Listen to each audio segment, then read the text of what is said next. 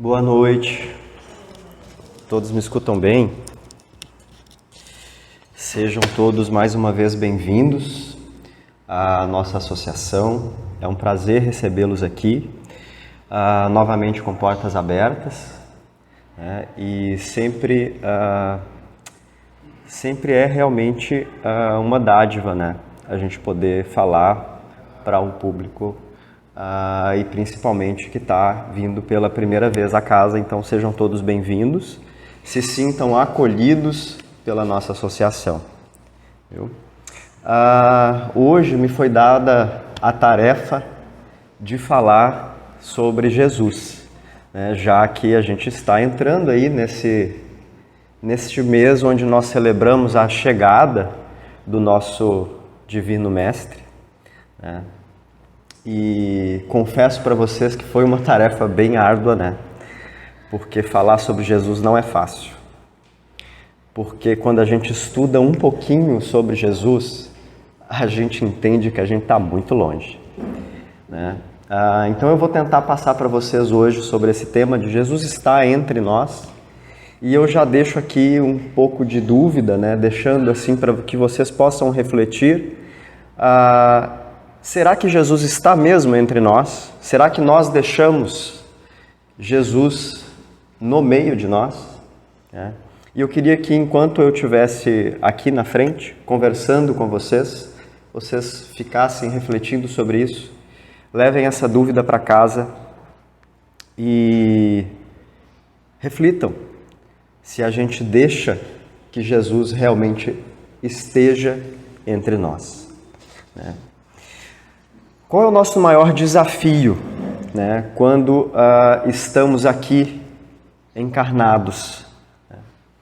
Nós temos o grande desafio de evoluir, de nos melhorar.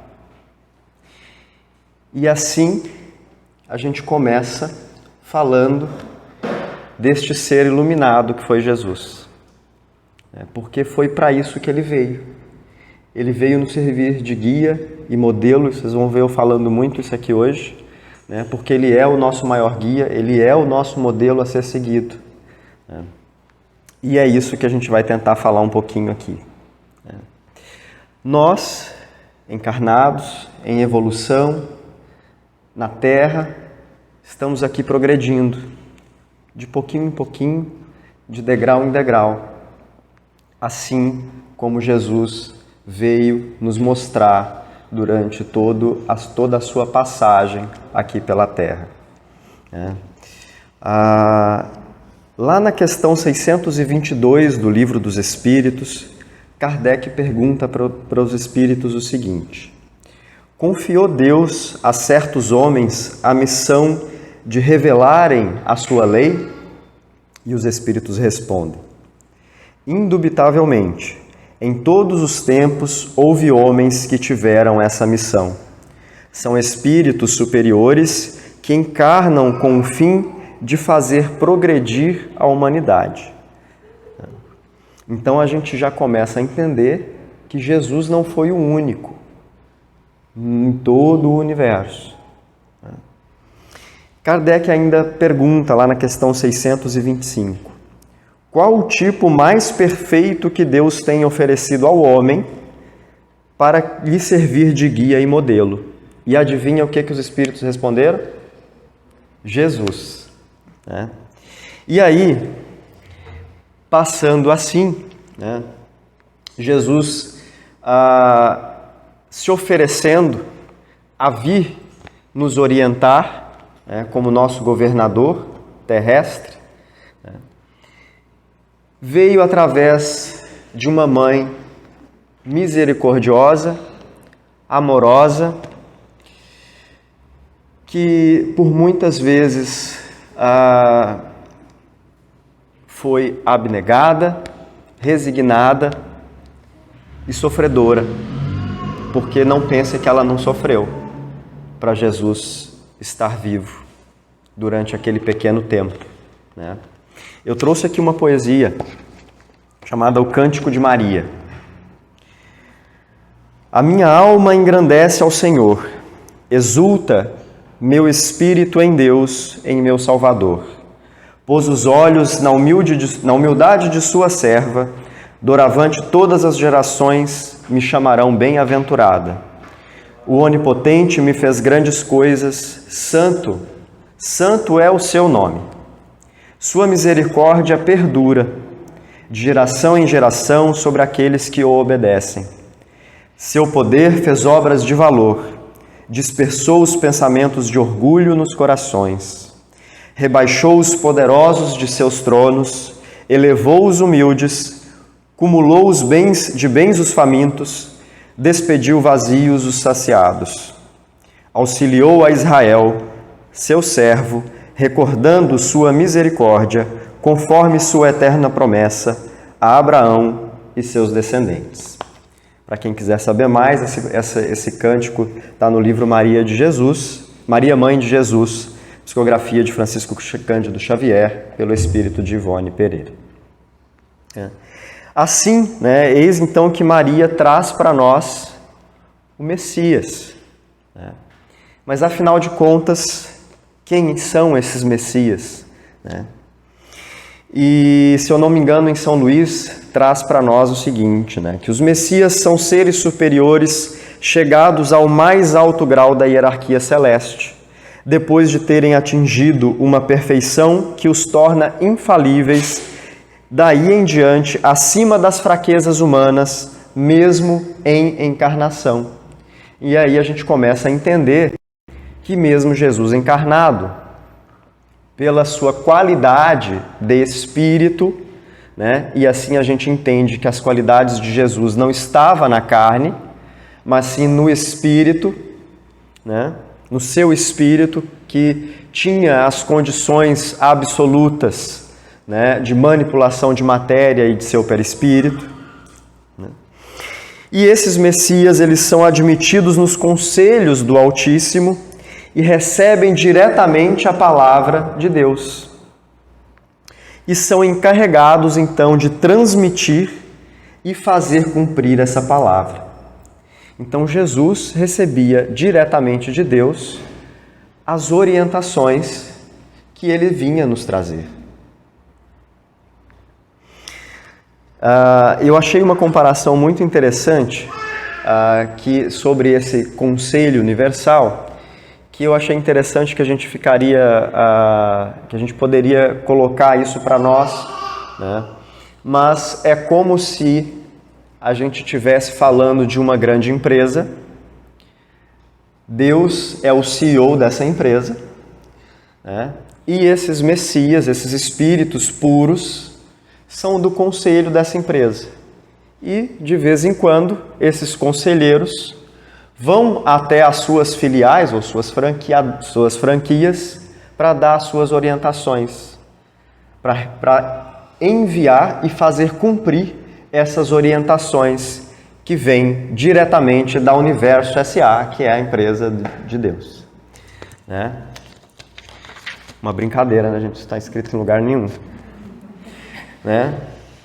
Emmanuel comenta ainda, que no livro A Caminho da Luz, que quando chegou o tempo da vinda do Cristo, essas entidades angélicas do sistema solar, elas se movimentaram nas proximidades da Terra, adotando grandes providências, e de suma importância, movimentando literalmente céus e terra, para que Jesus pudesse vir e estar entre nós, trazendo a sua mensagem. Na Gênesis, ainda no capítulo 15, está escrito o seguinte: pelos imensos resultados que produziu a sua encarnação neste mundo, forçosamente há de ter sido uma dessas missões que a divindade somente a seus mensageiros diretos confia para cumprimento dos seus desígnios. Mesmo sem supor que ele fosse o próprio Deus, mas unicamente um enviado de Deus para transmitir a sua palavra aos homens, seria mais do que um profeta, porquanto seria um Messias divino. E olha só, então, quem veio a nos conduzir há 2000 anos atrás e nos conduz até hoje. As suas palavras ainda são de difícil de engolir, né? São de difícil da gente poder internalizar. A gente ainda não conseguiu, porque senão ninguém estava aqui ainda, nenhum de nós, né? A gente já estava em outros patamares, mas a gente ainda está aqui caminhando juntos, né? Como irmãos, tentando progredir. E aí a gente pode pensar que Jesus veio encarnado, ele veio de carne, né? A gente sabe disso. E ele teve os seus desafios encarnados, porque senão, qual seria a intenção de Deus de mostrar, né? De não mostrar esses desafios que seriam da carne? Como ele mostraria para nós que é possível seguir, que é possível alcançar essa angelitude, que é possível estar lá, que a gente é possível de andar de mãos dadas com Jesus, que a gente pode querer almejar estar lá nesse conselho, né?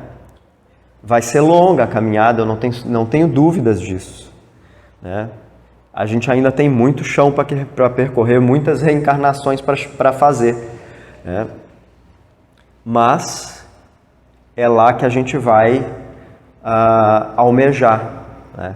Se a gente está aqui nessa empresa, os subalternos de Jesus, a gente está mirando nele. A gente sempre não tem uma pessoa para se inspirar na vida, né? Na nossa vida profissional. Eu quero ser igual àquela pessoa na nossa vida profissional. Qual que é a dificuldade que a gente tem de querer ser igual a Jesus? Porque ele está muito distante, Jesus é muito puro, né? Para nós é mesmo, né? Tenho certeza. Mas isso não nos impede de querer nos melhorar e nos aprimorar a cada dia.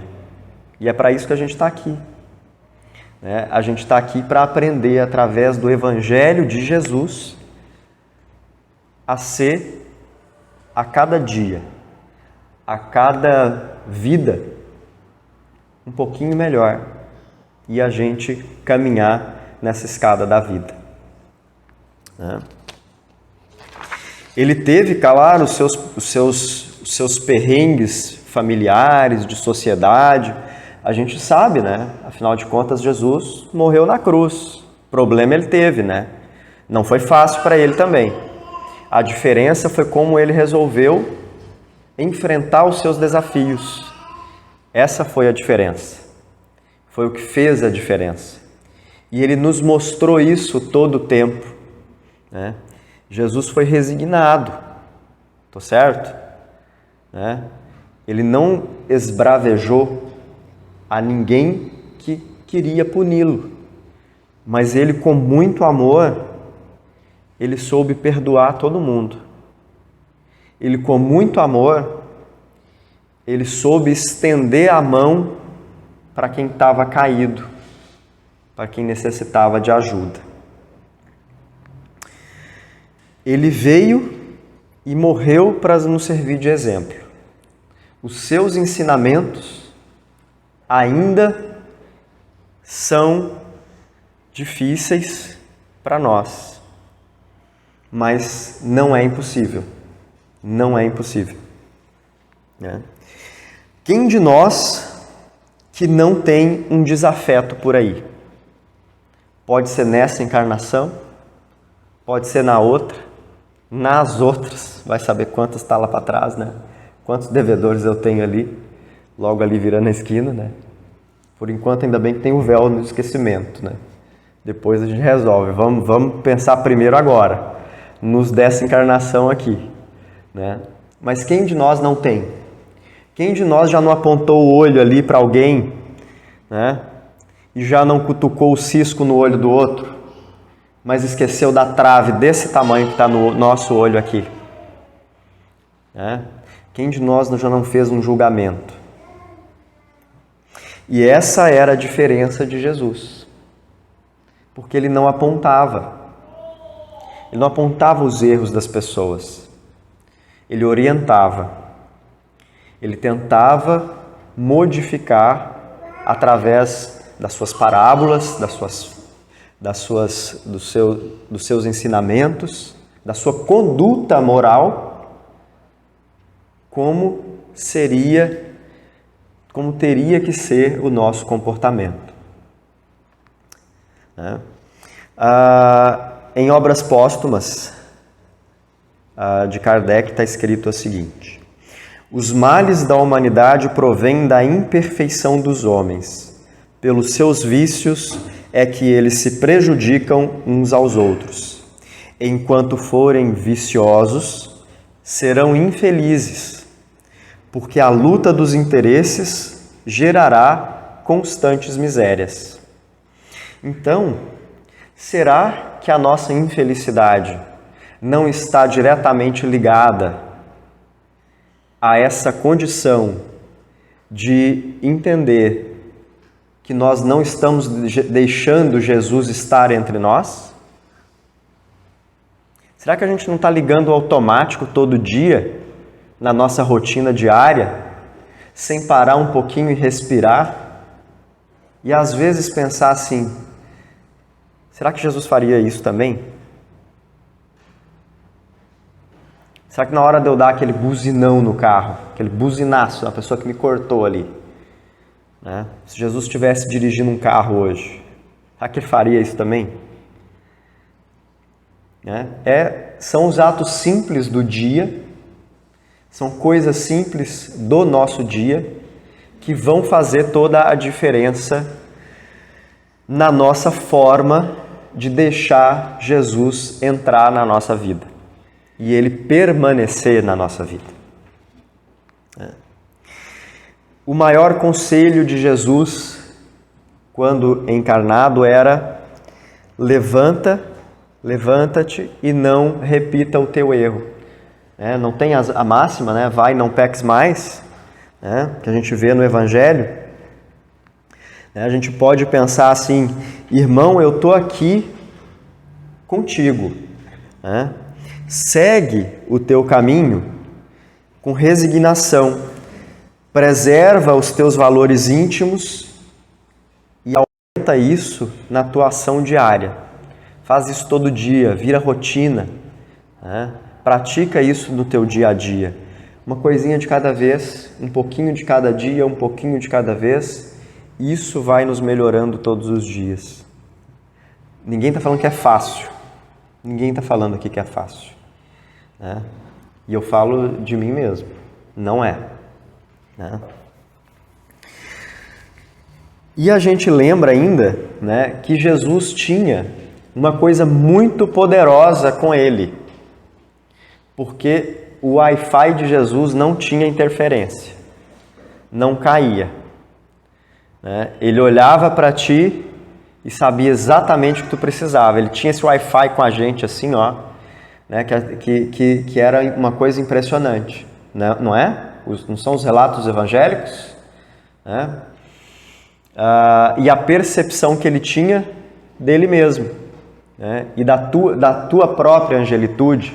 Né? Ele não falava que virtudes saíram dele em algumas parábolas, né? Alguém tocava nas suas vestes e ele não falava que virtudes saíram de mim, quem me tocou? Isso é que é ter um Wi-Fi poderoso. E a gente está aí ainda no 5G querendo chegar para cá, né? E Jesus homem, né, é essa forma mais sublime que o Evangelho tem de nos mostrar que nós podemos evoluir e querer chegar ali pertinho, né? Jesus não criou dogma, Ele não criou seita, Ele não fez uma doutrina, né, e nem sistemas. Ele fez a própria vida dele de modelo para que nós, ignorantes lá daquela época, e vamos falar que até hoje, né, a gente pudesse então adquirir essa expressão superior. Ele mostrou com todos esses desafios, né, inclusive sendo torturado, morto, sendo crucificado, sendo lapidado, apedrejado, né, desferido lança, Ele mostrou na tua forma de viver como nós deveríamos seguir. E ainda deixou uma mensagem muito importante para nós, além de outras, né? Mas isso junto a Nicodemos, ele fala: ninguém pode ver o reino de Deus se não nascer de novo. Então, naquele momento e para aquela sociedade, sabendo que nós somos todos teimosos, a gente acaba indo sempre pelo caminho mais difícil, não entendo porquê, mas a gente sempre escolhe o mais difícil. A gente pode escolher o caminho reto, mas a gente sempre vai pelo caminho torto. Mas ele veio nos trazer todo esse exemplo. Existe uma passagem ainda no livro Jesus e Atualidade, que é bem interessante, que ela fala o seguinte, que a Joana de Ângeles fala o seguinte: não te crucifiques na consciência da culpa, após reconheceres o teu erro. Não te encarceres em sombras, depois de identificares os teus delitos. Não te amargues em demasia, descobrindo-te equivocado. Renasce dos teus escombros e recomeça a recuperação de imediato, evitando futuros retornos expiatórios, injunções excruciantes, situações penosas. Pede perdão e reabilita-te ante aquele a quem te ofende ou a quem ofendestes e prejudicaste. Se ele te desculpar, vai ser bom para todo mundo. Mas se não o fizer, compreende e segue adiante, não errando mais. Infelicitado por alguém, perdoa-o e desatrela-te dele, facultando-lhe a paz e vivendo o bem-estar que decorre da ação direta. Abrevia os teus renascimentos, agindo corretamente e servindo sem cansaço, com alegria, porquanto para adentrares no reino dos céus, que se estende da consciência na direção do infinito. É necessário nascer de novo. Jesus trouxe muito isso para nós, que não é possível ver o reino de Deus sem nascer de novo. E eu queria muito que isso ficasse de reflexão para nós, para que a gente possa em casa também refletir sobre esta ideia da reencarnação, para quem está vindo pela primeira vez, para que a gente possa começar a compreender o que Jesus quis trazer para nós nos teus momentos aqui na Terra. Porque todo o ensinamento de Jesus, ele ainda é útil, é do nosso cotidiano, é para nós ainda. A gente não evoluiu o suficiente para abandonar eles. A gente ainda precisa entender o que ele disse lá atrás para a gente seguir em frente. E não importa quantas encarnações a gente precisar voltar. Mas, naquela época, a gente tem que lembrar que tudo que ele precisou trazer e fazer era necessário. Porque naquela época a gente tinha uma outra sociedade. A gente tinha uma sociedade muito machista. Não, hoje ainda, Hoje ainda é, Violenta, porque a sociedade da época era muito violenta, e hoje é paz e amor, Então tá tudo certo. Jesus, pelo contrário, como a gente já disse, diante de toda aquela sociedade, só trouxe amor, só falou de caridade, mostrou literalmente que o amor era o pilar da ética humanizadora para a felicidade eterna. Ele falou em parábolas, sim, ele precisou falar de um grãozinho de mostarda para nos ensinar a fé. né? Ele recorreu da rede de pescas e de peixe para nos deixar, né, exemplos de trabalho, né? Uma semente caindo em diferentes tipos de solo para demonstrar a diversidade dos sentimentos humanos ante o pólen de luz da palavra que ele trouxe. O Sermão da Montanha inverteu o convencional e aceito sem discussão, exaltando a vítima inocente em vez do triunfador arbitrário. O esfaimado de justiça, de amor e de verdade, em desconsideração pelo farto e ocioso dilapilador dos dons da vida. Jesus é a personagem que mais se identifica com o homem e com a humanidade. Então, não tenhamos dúvida. Vamos olhar para esse homem, mira nele e vamos seguir, né? Todo esse ministério que Jesus nos trouxe foi feito de humanização. Ele quis então erguer esse ser do instinto para a razão, para que a gente pudesse alcançar a angelitude. E é isso, né? E ao mesmo tempo, era este homem que era ligado diretamente a Deus.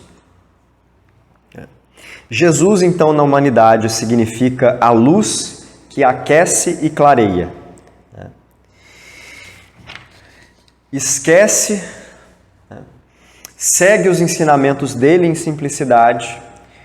O Evangelho, esse Evangelho que ele nos trouxe, tem todo o guia que a gente precisa para seguir em diante.